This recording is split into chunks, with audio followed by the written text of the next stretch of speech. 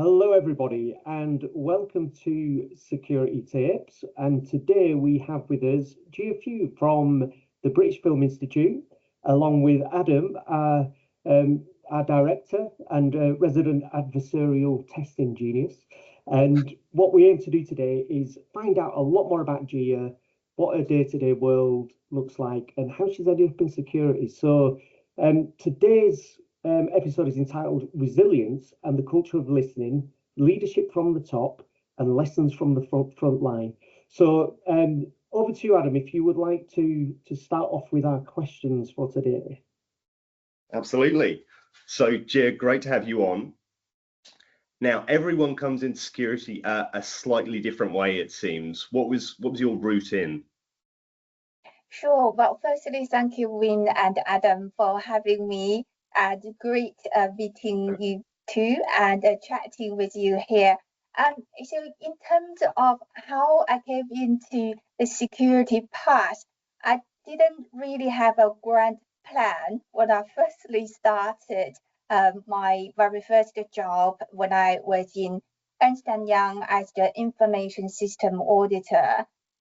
I guess same as any young and eager graduate, I just wanted to go to a company that has a glamour and branding. And fortunately, I ended up in Ernst & Young. And that actually really gave me that very early thought process and approach to cybersecurity governance and assurance, pretty much from a very holistic point of view. Have a very early imprint of the importance of people and the process. Then I moved to UK and jumped across a couple of different jobs, eventually purely by chance, ended in a dedicated information security team in London School of Economics, and pretty much where it actually built my career from the information system officer to the information security manager, then finally head of information security. It is during that process I gradually have more and more passion about information security, cybersecurity, but also have the opportunity to networking with so many like-minded people in the field. I really never have come across any cozier community, professionally speaking, and such a good group of people. I guess by coincidence, the cybersecurity continuously evolve as well, and this all contributes to my interest and passion, and really started to put quite a lot of efforts in it, and it just naturally and organically grew to the point where I am at the moment. So after London School of Economics, I changed to a couple of different jobs, ended up as the Chief Information Security Officer in Bath University before I become the head of cyber security in British Film Institute, literally on my week 10 at the moment. Outstanding. So you're head of cyber at the British Film Institute now. Yeah. So what does your day-to-day look like? Because I know it slightly depends on the size of the organisation, and I know there's a sort of strong public ties to the British Film Institute. What does your day-to-day look like? Yeah, so perhaps a little bit of background information to start with. The British Film Institute has a relatively new cybersecurity function, and really the focus now is to improve the overall cybersecurity maturity and deliver the strategy. And for me, my first few weeks was pretty much focusing on some sort of crisis management scenario. And from my week 5 to now, I pretty much shaped the top level strategy I want to deliver and a comprehensive cybersecurity program of work. And those are actually taking the lessons learned from that crisis management, but also the previous gap analysis before I joined, and also from my observation during the past 10 weeks on the security maturity level. Now, it is quite an ambitious plan in terms of what I want to deliver, and it is going to take relatively long journey. So I would say from now on, my focus is to start looking at the work streams I have shaped in that cybersecurity program plan and starting to bring people in, deliver the specific activities, especially around the prioritized areas. And hopefully by the end of this financial year, the 2 to 3 areas I want to deliver, hopefully we can see relative progress there. And then by early next year, we can move on to the next stages that I want to focus on. But broadly speaking, my role is quite strategic. So pretty much ensure the alignment to the strategy and delivering the continuous improvement, building the culture there. Superb. And I suppose that brings me nicely to, we want to make sure when we have a guest that they're talking about what they're passionate about. Obviously that can change in security, things are always moving, and you chose a wonderful title for today, which is Resilience in the Culture of Listening, Leadership from the Top, Lessons from the Front Line. Can you tell us more about that, Jia? Is that as a result of what you've stepped into? Is that why you wanted to talk about these things? Yeah, I feel for security professionals, especially for the head of and the CISO, it's really about the leadership. And it doesn't matter that we have wonderful technical too, but a lot of time it relies on that underpinning security culture and being able to cultivate that thought process. Every single person in the organization is the strongest layer of defense. I came across quite a lot of cybersecurity incidents over my career. I think especially in the crisis management scenario when people really are running the cloud, a lot of physicality element there. It is exhausting and there is the sense of panic, anxiety. But I guess the way you rehearse the incident response and crisis management beforehand, of course, is crucial. But during the incident, what really matters is that people resilience, that support from leadership from the top, cultivating the atmosphere. Actually, everybody can freely speak up, and all of those points needs to be fed into that crucial decision making. And decision making is so important in the incident response scenario, especially in the early stage where we had very, very limited information. So take my incident response example at British Film Institute. Pretty much on my day one, I was dragged into those crisis management meetings. Yep. So repeatedly emphasize the message in those meetings on a daily basis is that we wanted to emphasize we're here together, right? Nobody is going to be blamed. We need to create a psychologically safe space where people can freely challenge, speak up. And that really makes such a difference, which contribute to the fact that I think although it was overwhelming, but the whole process wasn't chaotic simply because we have the tone the leadership from the top had set in those scenarios. And it was really important to have those executives being involved in those scenarios as well. And we also have the head of well-being and so the head of well-being, and she would be in that crisis management scenario on a daily basis.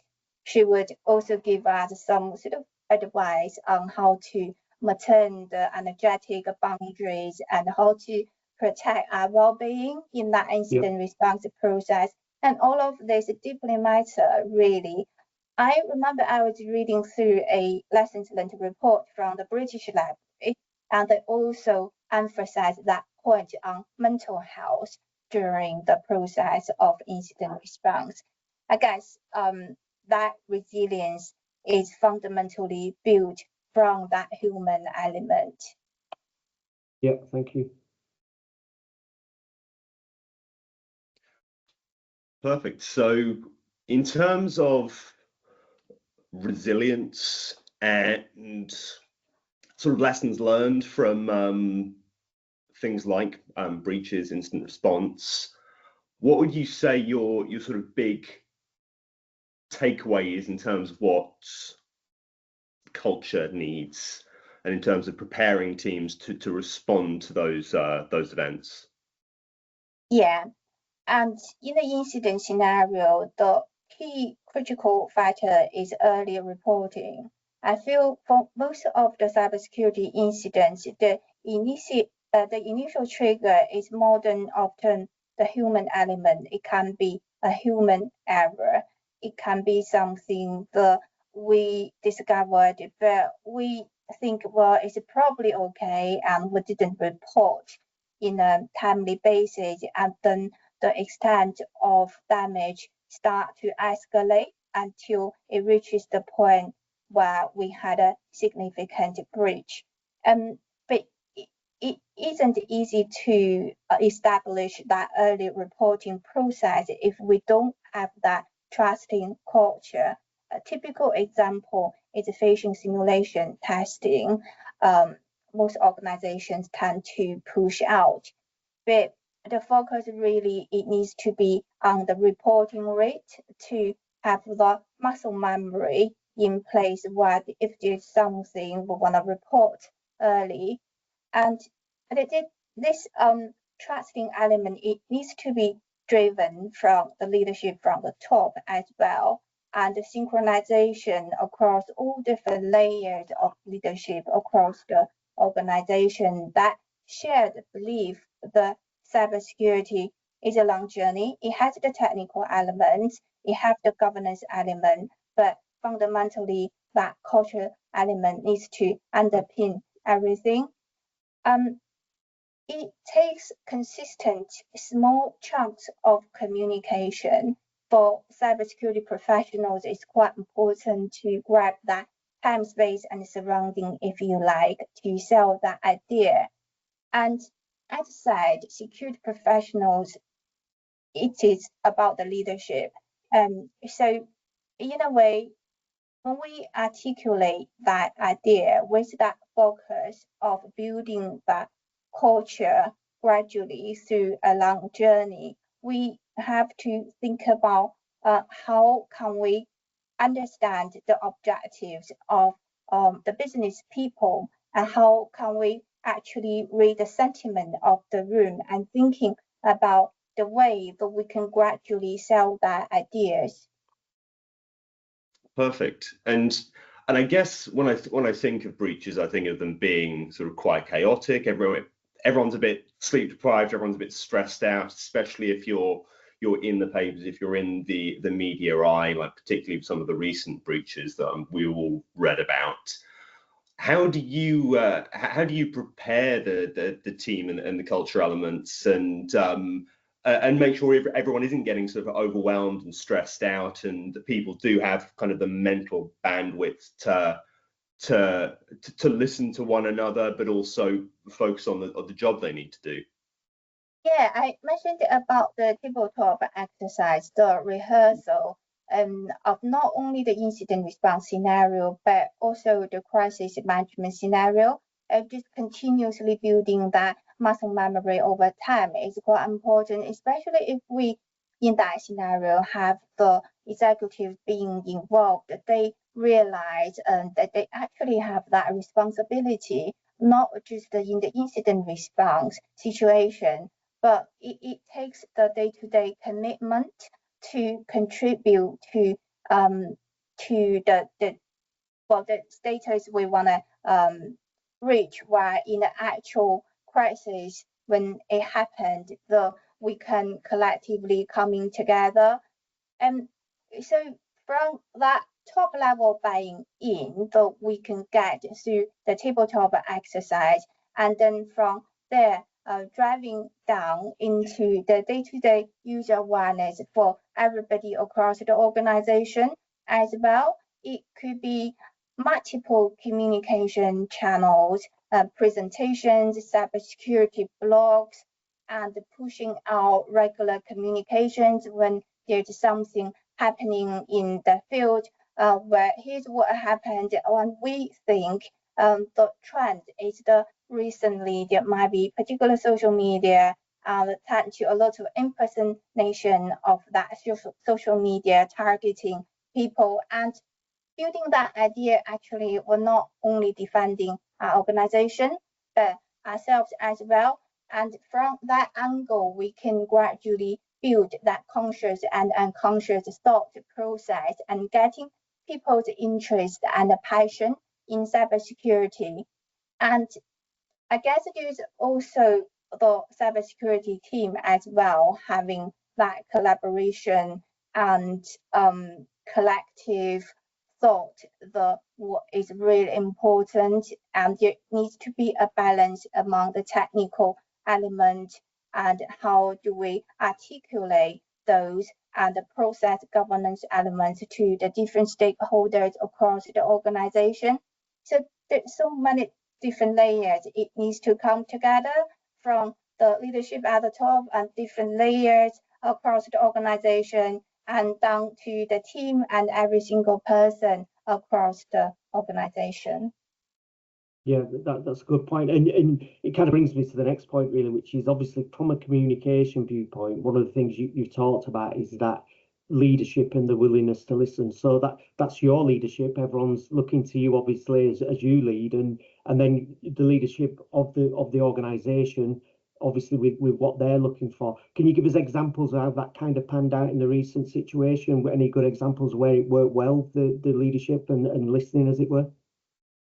Yeah, it's about the recent example. First of all, in the crisis management meeting, we have the key person from the executive board being in that conversation, and pretty much there is alignment between me and them in terms of how do we want to respond to the incident. And there is this consensus, which in my view is really important. We have to encourage people. We have to emphasize that we're not blaming a particular individual. And I guess there's something that built from the long term, probably from previous months and months of conversations in any setting.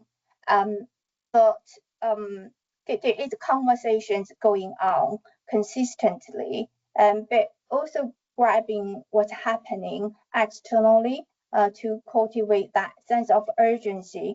With British Film Institute, so we have the similar the British Library, for example, that operating very similarly to BFI.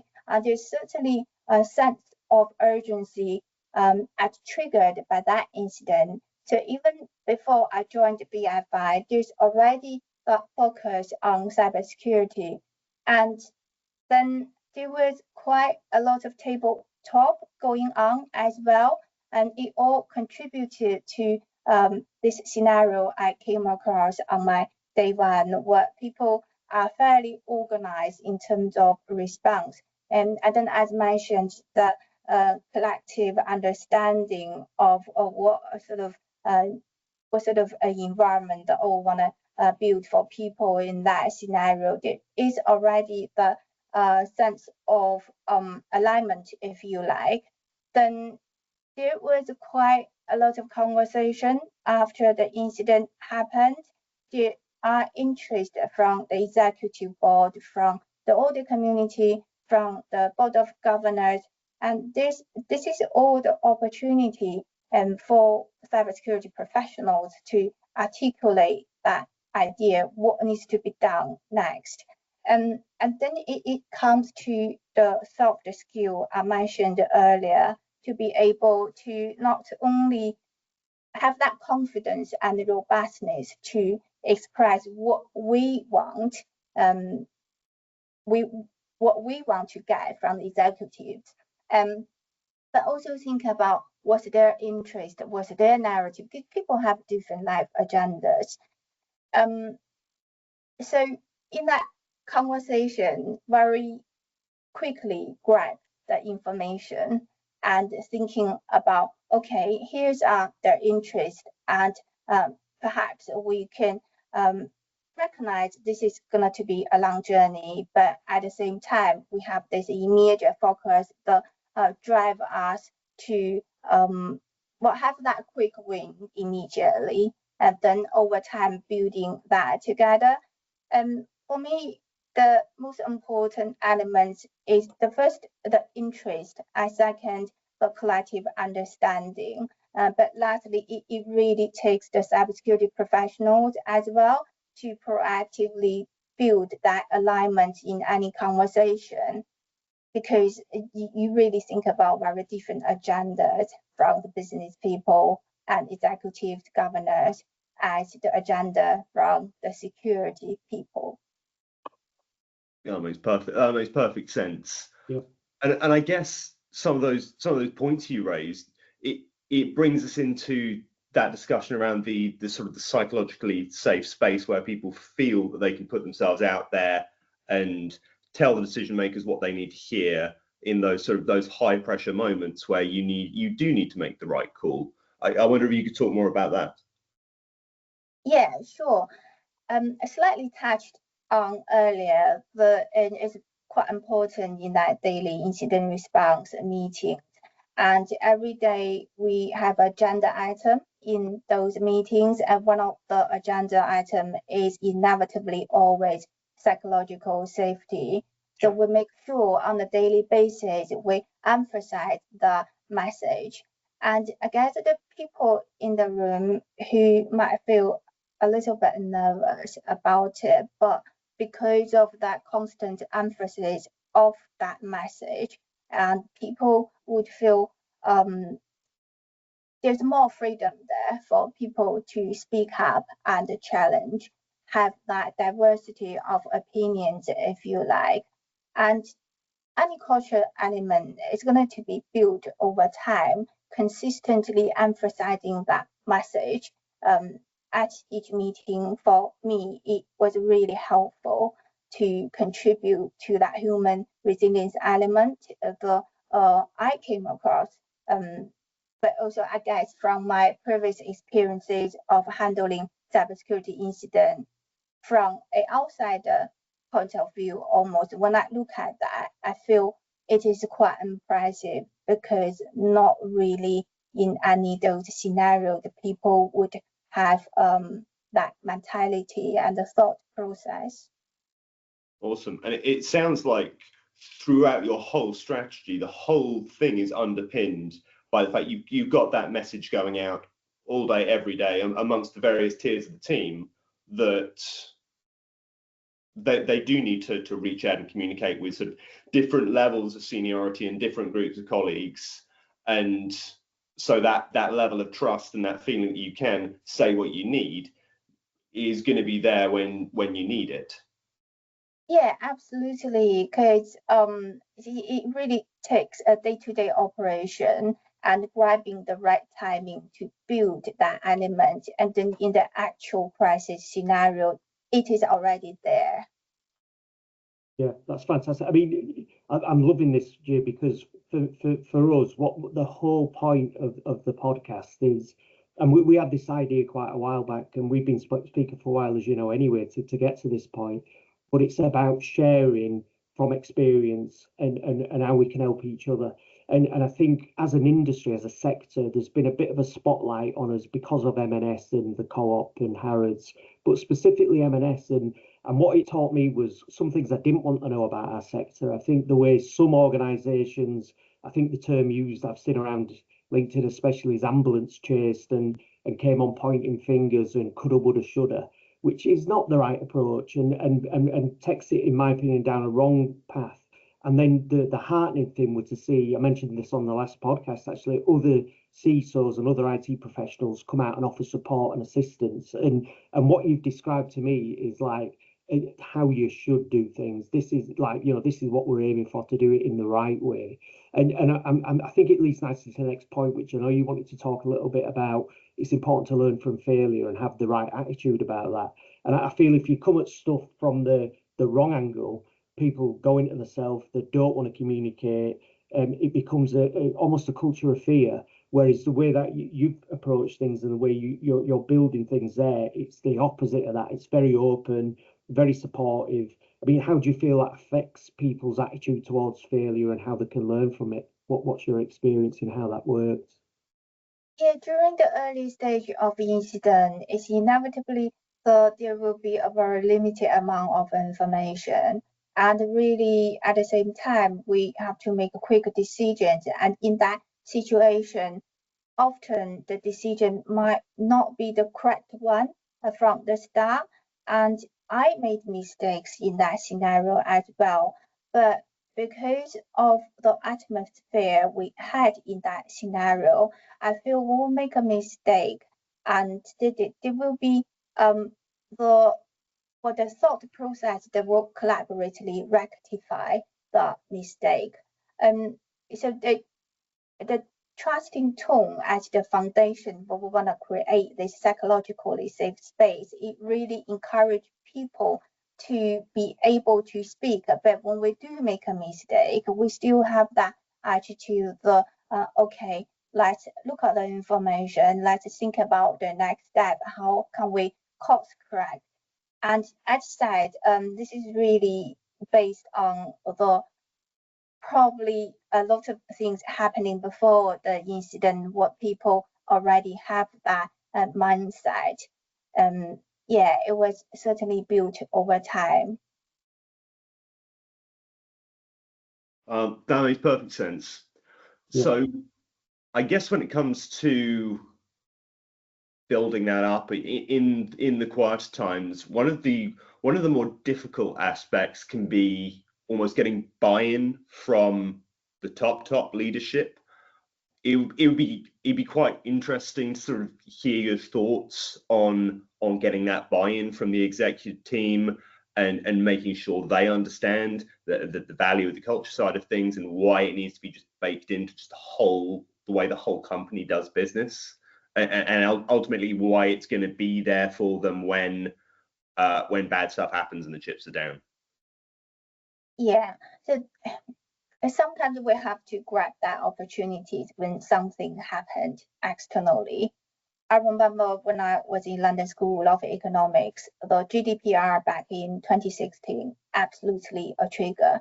All of a sudden, there is increased level of interest from the leadership at the top that actually we need to think about that. But then during the day-to-day operation, this is back to the leadership element I mentioned for security professionals. I do feel the traditional soft skills is no longer soft skill. It needs to be the hard skills. So the skills of being able to understand the objectives, agenda, concerns from the business people, from people in the boardroom, and building that synergy is quite important. So in typical boardroom example, what people want to hear is, okay, what's your immediate action plan? What's your time frame? In a way, this is quite difficult for cybersecurity professionals because we have to convey that message. It is different layers of actions there, and we're never going to arrive. We're always arriving. It is a multi-stage process. It's not one-off initiative, but it's something we have to continuously evolve. I mean, things are dynamically evolving and people are dynamic. So for CISOs and head of having that soft skills to articulate, but at the same time, also think about the concerns and objectives of the recipient. A lot of time, I think we have to understand the communication is not dictated by the speaker. It is dictated by that recipient. Right. What they want to hear and what are their interests, and able to create that synergy in the middle. Interesting. So I've got a question here. So it's always said that from the technical side of life, like, oh, you need to be able to, need to know how to talk to the board, you need to know how to communicate with them. Does that mean that you try and encourage the board to understand your practitioners and communicate with the people down at the doing level? Yeah, I think it is both, to be honest, because as we need to have that confidence to emphasize, actually, this is not delivering one single product and we deliver that, well, we're there, but it takes multiple times of communication to emphasize that message. The cybersecurity has that inherent complexity, and we have to break it down to multiple steps and stages. But then at the same time, it's also quite important to clearly articulate that roadmap. We're here now and we want to be here there. But then here's the next immediate step we want to take. Let's do that, make that movement, and then we pause, report back, have another assessment of where we are. Then we initiate that conversation again to see, okay, what do we need from here?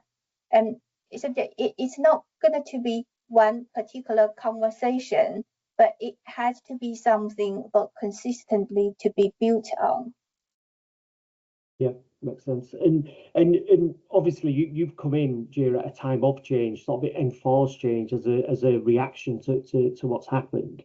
And so you literally are an agent of change coming in to make things different. And I just love your entire approach. And you mentioned sometimes you've got to take the opportunity presented to make things better. And obviously one of the things we've talked about quite a bit is the pressure on the people in the team and the psychological side of things and that safety and inclusiveness. And it's great to feel these days it is something that people talk more about. And again, with the situation you've stepped into, it puts a spotlight on, which you've used as a great opportunity to say, guys, we've got to think about each other here, which is a really good sort of response. How will you maintain that through quiet times? Because obviously now that these things are more openly talked about, it's good to say, actually, we don't just need to do this in crisis. We could offer that support continually and improve the environment on an ongoing basis. I mean, what sort of plans do you have on that front there?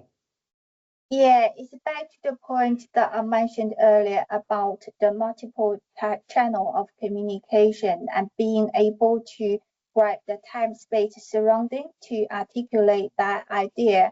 It could be, for example, I gave a presentation at all staff meeting, and that would be a perfect chance for me to emphasize the importance of early reporting, to emphasize that when we push out phishing simulation test, the purpose is not to catch people out, but we want to build the conscious thought process in the actual incident you're going to report early. And it could be the regular cybersecurity blogs that I'm currently planning to push out the smaller chunks of message. And it could be the scenario we mentioned earlier in the tabletop crisis management exercise. And when the senior people are in that room, it can be a particular scenario where they typically wouldn't realize at this point cybersecurity needs to be involved. So when I say crisis management tabletop, it's not necessarily a cybersecurity attack scenario, but more about from the business continuity point of view.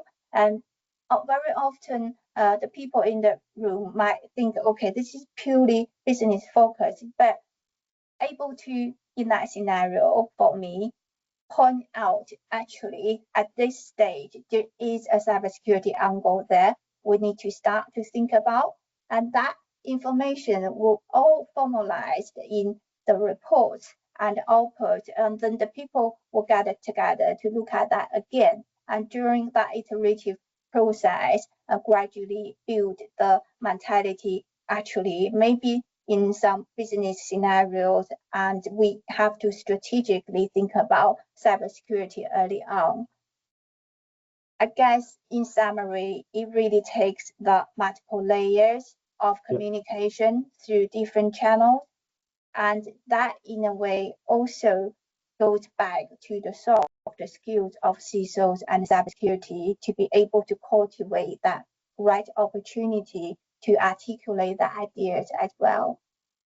Yeah. So you said a couple of interesting things there, and I think it'd be really useful to delve into for other CISOs, other decision makers in security, and that was the sort of iterative process of taking an organization from a relatively low maturity and building up their culture, and that's not an insignificant thing to do. That's a massive leap in maturity. So I wonder if you could talk more to that sort of journey aspect and that iterative process, and your thinking around that. Yeah. So it needs to be, first of all, in the business context, because the cybersecurity risk is so dynamic at the moment, such a multifaceted field. It is not important, it is not possible to address any single layer of that risk landscape, if you like. So for me, the very first thing is to understand, okay, here are our business strategy, our business objectives, and from cybersecurity point of view, how can I drive that? But also I would look for best practice across the industry and bring them into the specific business context and build my own plan. A lot of times, I think it shouldn't be based upon one single best practice framework. It really needs to have that integrated thinking, if you like, and combine all these elements together and put those elements into the business context. Having that clear vision based on all those information we gathered up front, and then communicating that top vision to the team, to the stakeholders, and having that planning phase, and that is crucially important. And then by that stage, hopefully we already get a little bit buy-in, and then we have to think about what are the prioritized areas given the risk appetite and risk landscape. So especially for a low maturity level organization, very often the mentality there, yeah, we want to fix all the things together because everything is important, rightly so, because the later we start a security function, the harder it's becoming, and inevitably there are loads of stuff that we have to address.